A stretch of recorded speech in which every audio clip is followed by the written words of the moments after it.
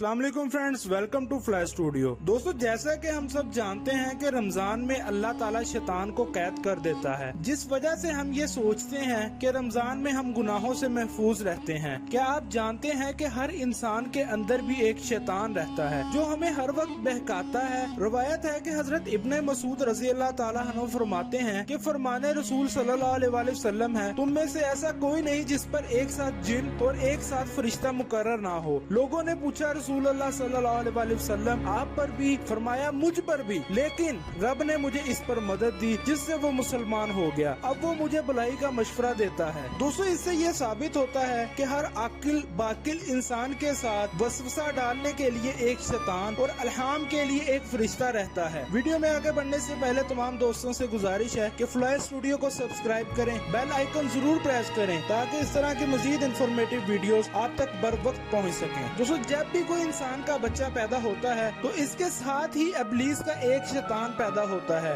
जिसे फारसी में हम जात, अरबी में वसवस कहते हैं। और इब्लीस के बच्चों की तादाद औलाद इंसान जितनी ही होती है। एक और रवायत में हजरत अंस फरमाते हैं कि रसूल अल्लाह सल्लल्लाहु अलैहि वसल्लम ने फरमाया, शैतान इंसान के खून के ठिकानों में गर्दिश करता है। दोस्तों, इन सब अहादीस से इस बात का अंदाजा लगाया जा सकता है कि इंसान खुद अपने अंदर बसने वाले शैतानों को कंट्रोल करता है। ये सब इंसान पर मुनहसर होता है कि वो अपने अंदर बसने वाले शैतान की पैरवी करता है या बसने वाले फरिश्ते की जो इसको भलाई का रास्ता बताता है। रमजानुल मुबारक के मुकद्दस महीने में न सिर्फ अल्लाह तबारक व तआला शैतान को कैद करता है बल्कि इंसान के अंदर बसने वाले शैतान को भी कैद करता है। दोस्तों, क्या आपने कभी सोचा कि हम सिर्फ रमजान में ही गुनाहों से बचने की क्यों कोशिश करते हैं? हालांकि अल्लाह तबारक व तआला तो हमें हर वक्त देख रहा है और वो हमारी किसी भी हरकत से नावाकिफ नहीं है। दोस्तों, रमजान में हम सिर्फ ये सोचकर अपने अंदर बसने वाले शैतान को काबू कर लेते हैं कि ये महीना तो बरकतों वाला है और इबादत का महीना है और हमें इस महीने में गुनाहों से दूर रहना है, जबकि हम रमजान के अलावा बाकी महीनों में इस बात का ख्याल नहीं करते कि अल्लाह ताला तो हमें हर वक्त देख रहा है और अपने अंदर बसने वाले शैतान को खुद आजाद कर देते हैं। दोस्तों, वार करने के लिए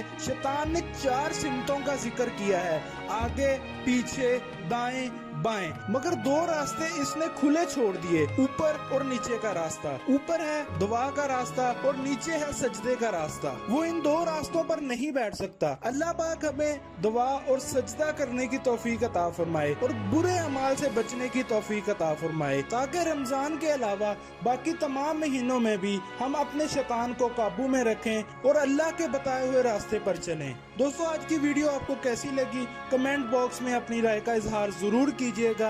अगर आपने अभी तक फ्लाई स्टूडियो सब्सक्राइब नहीं किया तो उसको सब्सक्राइब करें, बेल आइकन जरूर प्रेस करें ताकि इस तरह की मोर इन्फॉर्मेटिव वीडियोस आप तक बर वक्त पहुंच सके।